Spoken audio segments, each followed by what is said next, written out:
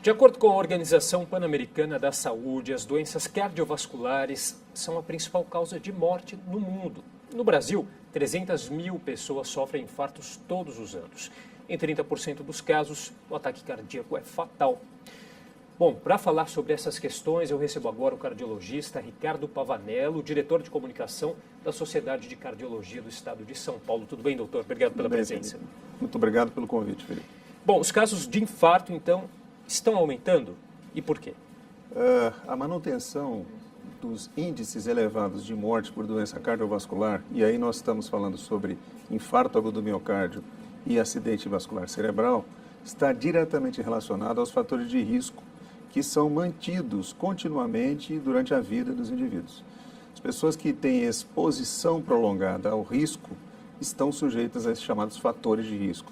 Como esses fatores de risco prevalecem muito, a incidência de infartos e doença por morte e morte por cardiovascular é permanente. Que fatores de risco são esses, doutor? Além de uma tendência genética que você pode trazer desde o nascimento, existem os chamados fatores ambientais que podem ser agregados à sua tendência genética. O indivíduo pode ter uma tendência a uma pressão mais alta, a uma intolerância à glicose, uma predisposição a diabetes, mas os hábitos de vida, quer dizer, o excesso de ingestão de sal, por exemplo, eleva a pressão arterial permanentemente.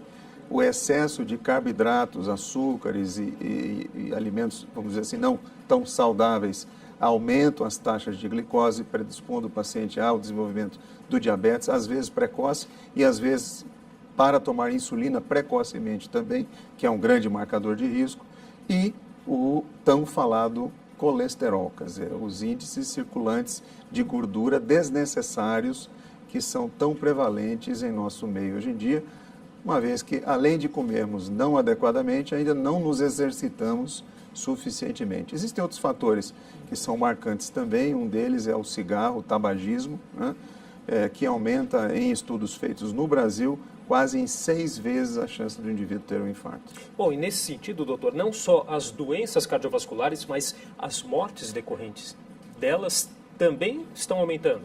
Sim. Esse é um problema que está relacionado não só a esses fatores que ele diz, chamadas tendências genéticas, os fatores ambientais, os hábitos de vida, mas também o acesso que o indivíduo tem ou eventualmente não tem às informações e aos recursos para fazer a prevenção da doença.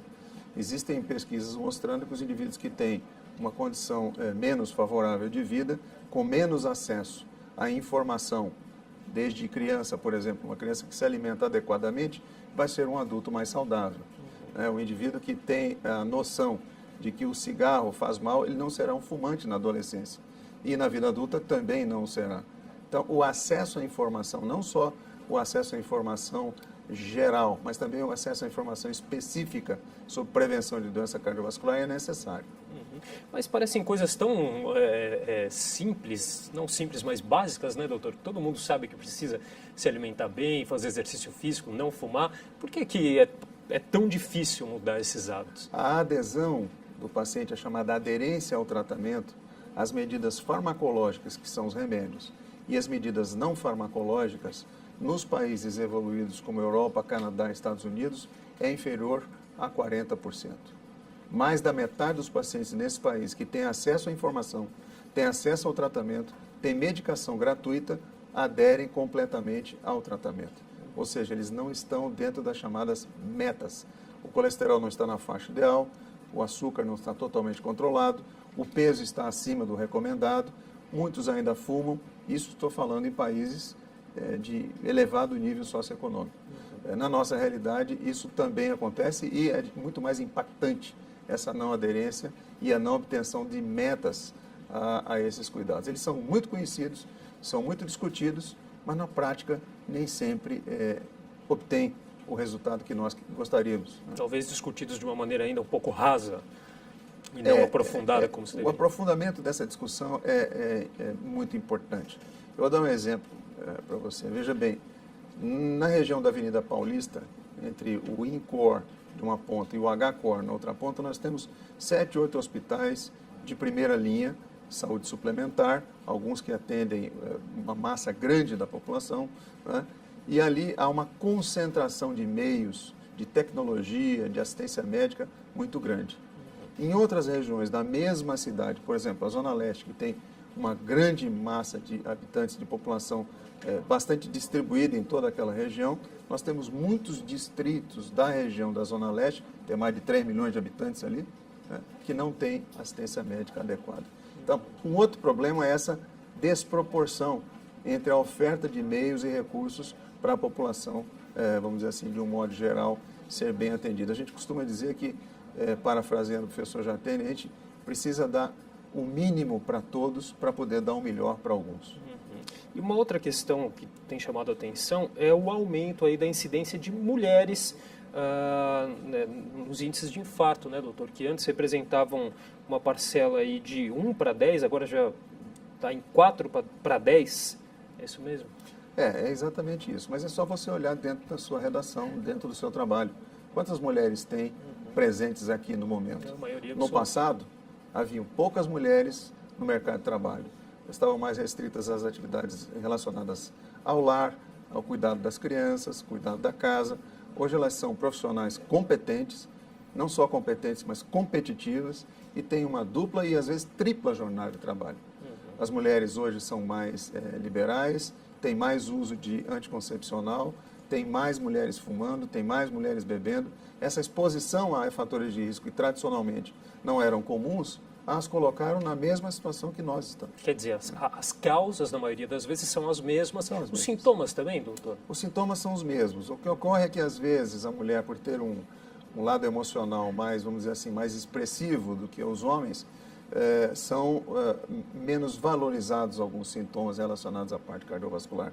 Alguns dizem, você está tensa, você está estressada, e nem sempre uma queixa não valorizada acaba levando a um problema maior. Né? Habitualmente é necessário que se faça uma avaliação tão profunda na mulher quanto no homem. A doença cardiovascular, quando ela incide na mulher, ela é um pouco mais grave, ela tem características de gravidade maior. E os riscos de óbito são... Um pouco maior na mulher. Maiores. A incidência é menor, mas quando ela adoece, a chance de ter problemas mais graves é maior. A questão da idade também influencia? A idade influencia, mas a idade ela atinge ambos os sexos e ela está causando um grande problema. Não é? O envelhecimento da população está levando a um agravamento do problema vamos dizer assim, econômico da doença cardiovascular, que lá na frente acaba se encontrando com a segunda causa de morte no mundo, que são os tumores, o câncer. Doutor, só para a gente finalizar, então, a gente teve agora em novembro o Congresso Brasileiro de Cardiologia, né? Quais foram os pontos aí mais importantes discutidos aí relacionados ao infarto? Felipe, todo congresso de cardiologia, ele tenta trazer inovações, né? Ele tenta atualizar o cardiologista quanto ao que foi discutido no mundo todo até aquele momento. A atualização é feita por meio de sessões científicas e apresentações. E também são discutidas oportunidades de melhoria no campo da prevenção. Um dos destaques nesse congresso foi a ampliação das medidas de prevenção da doença cardiovascular. Se nós formos atacar um item apenas, obesidade, nós vamos ver que existe uma série de fatores associados aí que são relevantes e devem ser atacados, já na infância, já na adolescência. Tá certo, doutor. Muito obrigado pela participação aqui no nosso jornal. Obrigado a você, estou à disposição. Obrigado.